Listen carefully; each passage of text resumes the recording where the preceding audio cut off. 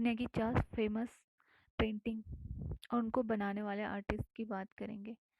जिस प्रकार एक लेखक लिखकर, वक्ता बोलकर और म्यूजिशियन म्यूजिक से अपने भावों को, थॉट्स को व्यक्त करता है, उसी प्रकार एक महान कलाकार ही अपने कला से अपने आंतरिक भावों को व्यक्त करने में सक्षम होता है। क्रम में सबसे पहले मैं बात करूंगी द स्टेरी नाइट पेंटिंग।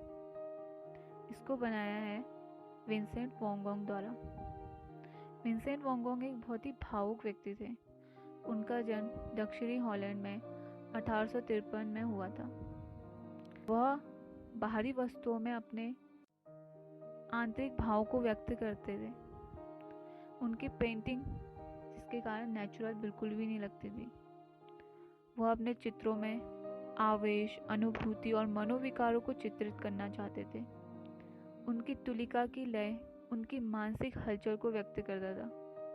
वह प्रतीकवाद से प्रभावित थे, यानी कि जो दिख रहा है उसी को वह चित्रित करते थे। इनके चित्रों में साइप्रस के वृक्ष आग की हरी नीली लपटों के समान आकाश को चूमते थे और सूर्य और चंद्रमा नक्षत्र ऐसे लगता था मानो घूम रहे हो।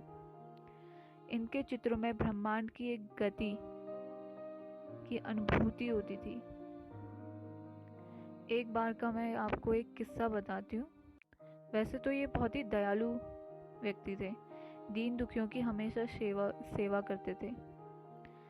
सेवा करते करते ये खुद ही इतने दरिद्र और दुर्लभ हो गए। इन्होंने क्या किया, अपने पास एक महिला को लेके आए, उनकी सेवा करी और फिर कुछ टाइम बाद उनसे शादी का प्रस्ताव रखा, लेकिन महिला ने मना कर दिया। तो फिर ये वहाँ से चले गए और दूसरे आर्टिस्ट के साथ काम करने लगे। तो वहाँ पे उनका एक फ्रेंड बना, गॉगिन। ये भी एक महान आर्टिस्ट ही हैं। अब दोनों ही भावुक प्रकार के व्यक्ति थे, तो दोनों की आपस में बनती नहीं थी। वह हमेशा लड़ते रहते थे। तो एक बार उन्होंने हत्या करने की कोशिश करी। फिर एक बार एक अवसर में इन्होंने क्या किया, उस लेडी को अपना कान काट के दे दिया क्रिसमस के गिफ्ट के रूप में। तो फिर वहाँ के लोगों ने सोचा इसको कोई प्रॉब्लम है, लगता है ये थोड़ा मानसिक रूप से विकृत हो गया है या फिर कुछ सोच के इनको वहाँ से मानसिक चिकित्सा हॉस्पिटल में भेज दिया। तो वहाँ उनको कभी कभी पागलपन के दौरे भी पड़ते थे और कभी कभी एकदम नॉर्मल हो जाते। तो वहाँ पे इन्होंने क्या किया, पेंटिंग्स भी बनाते थे। ये स्टेरी नाइट पेंटिंग इन्होंने वहीं से दिखने वाले एक दृश्य को बनाया है। फिर इन्होंने 1890 में अपने आप को खुद ही गोली मार के हत्या कर दी। अब बात करते हैं इनकी पेंटिंग स्टेरी नाइट की। 1889 में इन्होंने ये पेंटिंग बनाई। थियो वैन गॉग इनके भाई थे। इन्होंने इस पेंटिंग के बारे में उन्होंने लिखा था कि यह पेंटिंग उनकी प्रेरणा को वर्णन करती है। ये इसका मीडियम है ऑयल। कैनवास पे इन्होंने ये पेंटिंग बनाई है। यह दृश्य सूर्योदय से काफ़ी पूर्व का है, ऐसा उन्होंने अपने भाई को बताया था। इस पेंटिंग से उनके मनोभाव का पता चलता है। जिस प्रकार से उनके ब्रश के आघात कैनवास पर दिख रहे हैं, मतलब एक एक ब्रश का स्ट्रोक उनका दिख रहा है कि इस पल में सुकून नहीं है, बल्कि उनकी आंतरिक हलचल, मतलब उनके दिमाग में बहुत कुछ चल रहा है, उनके मन में बहुत कुछ चल रहा है, उसी को वो व्यक्त करना है। पेंटिंग में चंद्रमा, तारों से भरी रात, उत्तेजना दिखाई पड़ती है। इसमें जो येलो कलर है, ऐसा लगता है जैसे कि गहनों से इसे सजाया हो इस पेंटिंग को। आसमान के नीचे एक चर्च, एक गांव, पेंटिंग के पहाड़ ऐसे प्रतीत होते हैं जैसे घरों को ऊपर नीचे लहरा रहे हो, मतलब एकदम इसमें गति दिखाई दे रही है। इसमें एक सूर का पेड़ भी बना है। सूर का पेड़ शोक का प्रतीक माना जाता है। द स्टेरी नाइट पेंटिंग उनकी भावना, उनकी कल्पना, यादों पर बेस्ड है। मनोदृश्य एकदम घूमता हुआ प्रतीत हो रहा है, जैसे धूल, गैस के बादल, पहाड़, सब कुछ ऐसा लग रहा है जैसे घूम रहे हैं।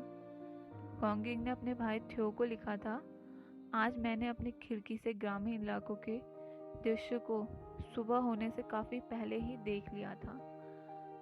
मतलब कि वो कहना चाह रहे हैं कि सुबह होते ही, सूरज निकलने से पहले ही उन्होंने इस दृश्य को देखा अपनी खिड़की से। मैं इस पेंटिंग को देखती हूँ तो मुझे भी ऐसा प्रतीत होता है मानो घूम रही है, और ब्रश के हर एक स्ट्रोक में उनकी भावनाएं दिख रही हैं। वो उस दृश्य को वो देख तो रहे हैं, लेकिन वो उसे बनाना भी चाहते हैं, लेकिन उसको बना रहे हैं लेकिन एक विकृत रूप से है उनका ये रियल दृश्य, लेकिन वो उसमें उत्तेजना भी दिखाई दे रही है।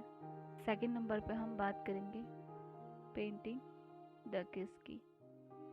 ये गुस्ताव कुर्बे द्वारा बनाया गया था। फ्रांस के ऑर्नॉस में पैदा हुए थे, जो कि स्विट्जरलैंड के बॉर्डर में पड़ता है। 1840 में वो पेरिस गए। वहाँ उन्होंने दैनिक जीवन, स्थिर जीवन और समुद्र, फूलों, प्राकृतिक दृश्यों का चित्रण किया। वे धर्माधिकारियों से बहुत घृणा करते थे, तो उन्होंने एक बार क्या किया, पुरोहितों का चित्र बनाया, वो भी शराब पीते हुए। फिर उसको एक कैथोलिक धर्म अनुयायी ने खरीद के नष्ट कर दिया गया था। 1871 में उन्होंने नेपोलियन नामक स्मारक एक स्तंभ को तोड़ दिया, उसके लिए उनको जेल जाना पड़ा। ये बहुत ही यथार्थवादी थे कि जो वस्तु के स्वरूप में दिखाई देता है उसी को चित्रित करना चाहिए, यानी कि जो वस्तु जैसी दिखती है उसको वैसे ही चित्रित करना चाहिए। ग्रामीण व्यक्तियों के ऐसे दृश्य बनाते थे, सूखे शरीर, मैले सुकड़े कपड़े, वस्त्रों को अपने ब्रश से, रंगों से ऐसा बनाते थे, इससे क्या होती थी, कला जगत में हलचल सी मच जाती थी। 1849 में उन्होंने स्वर्ण पदक दिया गया उनकी प्रदर्शनियों के लिए। फिर 1855 में इसमें अंतर्राष्ट्रीय चित्रों का प्रदर्शन किया, और फिर गुस्ताव जो थे रूढ़ियों के बिल्कुल विरुद्ध थे, रूढ़िवादी नहीं थे, मतलब जो भी रूढ़ियाँ हैं उनके बिल्कुल विपरीत थे, वो उनका विरुद्ध करते थे। स्विट्जरलैंड में इनकी मृत्यु हो गई। अब इनकी पेंटिंग की बात करें तो इनकी पेंटिंग जो है कपल की है, और इसका मीडियम ऑयल से इन्होंने कैनवास पे बनाया। इसमें golden leaf, silver and platinum का यूज़ किया हुआ है। ये उनके गोल्डन टाइम पीरियड की फेमस पेंटिंग मानी जाती है, जिसे बेल्वेडर संग्रहालय में रखा गया है। पेंटिंग उस लेडी पे बेस्ड है जिसकी तरफ वो आकर्षित थे। एक आदमी और औरत, जैसे कि पेंटिंग में दिखाई दे रहा है कि ये फूलों के मैदान में खड़े हैं। इसे अपनी साइकोलॉजी के अनुसार बनाया, क्योंकि वो चाहते होंगे कि इस स्त्री जो है इनका प्यार स्वीकार कर ले या फिर साथ जीवन व्यतीत करना। इसमें इन्होंने भूरे, काले, सफ़ेद रंग का यूज़ किया। पुरुष को मोटा और महिला को फूलों के पैटर्न के साथ दर्शाया है, एकदम आकर्षित बनाया। इसमें मॉडल का यूज़ किया था, बालों पे फूलों का गुच्छा है। पेंटिंग दिखने में काफ़ी खूबसूरत और एकदम मनमोहक लगती है।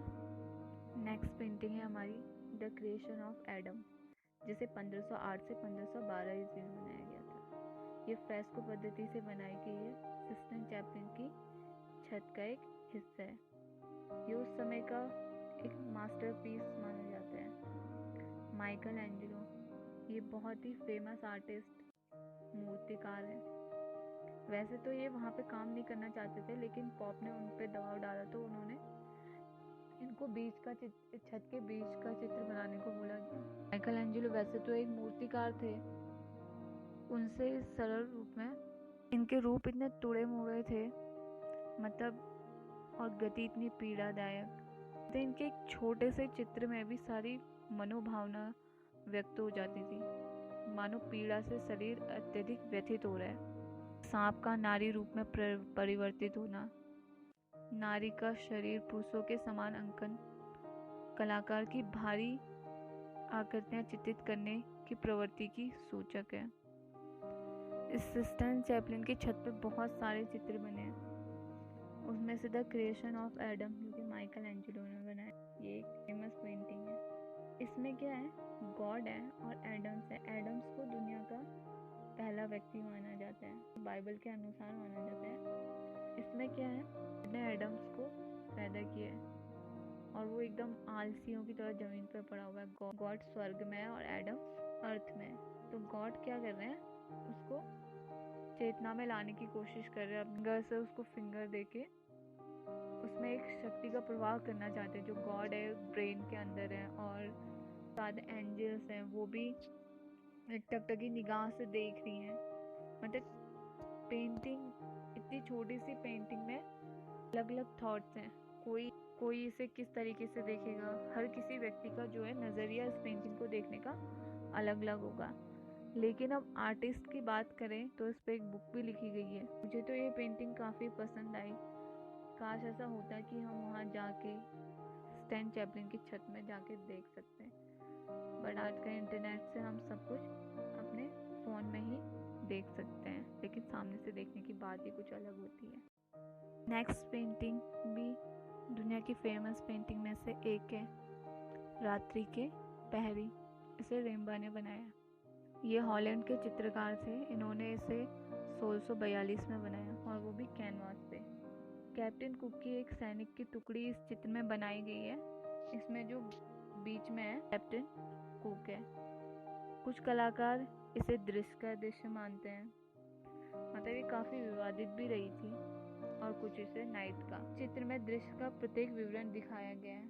प्रकाश, छाया के समस्त बल पर सोच विचार के उन्होंने इसको बनाया है। जो चित्र के बीच में है वो कैप्टन है, अन्य जो व्यक्ति है वो आगे पीछे हैं। चित्रकार ने इसमें अंकित प्रत्येक व्यक्ति से $5 लिए थे। जैसे हम पोर्ट्रेट बनाते हैं ना, वैसे ही इन्होंने एज अ पोर्ट्रेट इसमें सभी को एज अ मॉडल लिया था, या फिर उन्होंने इनको बोला होगा बाद में। लेकिन क्या हुआ कि जो इसमें मॉडल थे वो पहचान में नहीं आ रहे थे, क्योंकि उनकी मुद्रा जो थी पहचान में नहीं आ रही थी, तो इस चित्र को लेने से मना कर दिया। फिर ये ऐसा लगा कि ये रियलिस्टिक नहीं है, वास्तव में यह व्यक्तियों का अंकन ना होकर फिर बाद में एक दृश्य चित्र के रूप में ही बन गई। यानी कि ऐसा लगा कि इसको ऐसा सोचा जाने लगा कि आर्टिस्ट ने किसी नेचुरल चीज़ को नहीं बनाया, बल्कि अपने मन से ही उसने व्यक्तियों को बनाया है। हम लोग भी इसे देखेंगे तो हमें भी ऐसा लगेगा कि ये पेंटिंग आर्टिस्ट की कल्पना है। काफ़ी विवाद में भी रही थी शायद ये पेंटिंग। यह पेंटिंग मुझे तो काफ़ी पसंद आई। आपको इन पेंटिंग को देख के आपके मन में क्या विचार आते हैं, आप मुझे नीचे कमेंट बॉक्स में बता सकते हैं। अगर आपको मेरा वीडियो पसंद आया हो तो मेरे वीडियो को लाइक, चैनल को सब्सक्राइब करके अपना सपोर्ट बनाए रखें। Thank you. आपका दिन शुभ हो।